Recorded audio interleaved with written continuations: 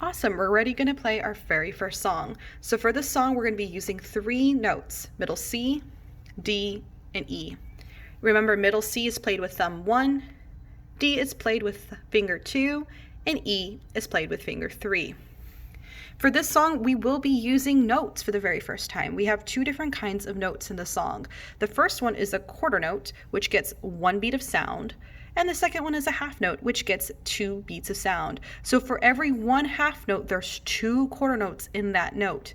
The difference between the two is a quarter note, the head is colored in, which is the circle with the tail. And then the half note, the head is not colored in, so it's empty. And so that's how you can distinguish the difference between the two. So let's go ahead and view our song before we play. At the very beginning, we have a treble clef. When we see our treble clef, that means we're playing with our right hand. Right next to it, we have the time signature. This is the very first time we're ever using a time signature. Remember, the time signature tells us how many beats are per measure. This is how we organize our beats. The very top number tells us there has to be 2 beats a measure, and that checks out just from the first couple of measures. We got 2 quarter notes, that equals 2 beats, and we got 1 half note, which equals 2 beats. The bottom note tells us that the quarter note is the one that gets the beat. So that means there should be 2 quarter notes or the equivalent of this number of these notes in a measure. So there's either 2 quarter notes or a half note. And let's check that out. 2 quarter notes, that checks out. 1 half note, because those equal 2 quarter notes, and that checks out, and so on and so forth. So let's scan the rest of the song. Well, look at there. We have just a regular bar line, which means the song's not over. That means we have to jump all the way to the next line, and let's scan it. Awesome. There is the double bar line. So this song is 2 lines long. So you got to make sure that you don't play just the top one. The song isn't over. You got to make sure you play the next line. So normally before we play our songs, we want to make sure that in our piece of music, especially if I give you a separate sheet music that's not in this book, we have 2 things written down. We have our fingering, which you should always write on the top of the page, and then we have our counts, which we write on the bottom of the page. For you, on the very top, they give you the first couple of numbers, but I want you to go ahead and fill out the rest. So middle C is played with finger 1, D is played with 2, and E is played with finger 3.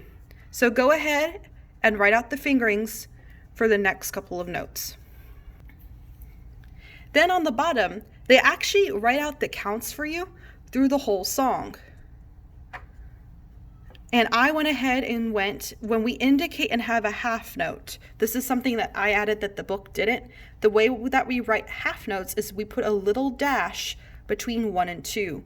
That means 1 and 2 is connected. So normally if I gave you a sheet of music and it doesn't have the numbers on the bottom to count of the beat, we got to write in 1, 2, 1, 2, 1, 2, 1, 2. So you got off easy. All you have to do is do the fingering. All right, let's go ahead and play. 1, 2, ready, go. 1, 2, 1, 2. 1, 2, 1, 2. 1, 2, 1, 2, 1, 2, 1, 2.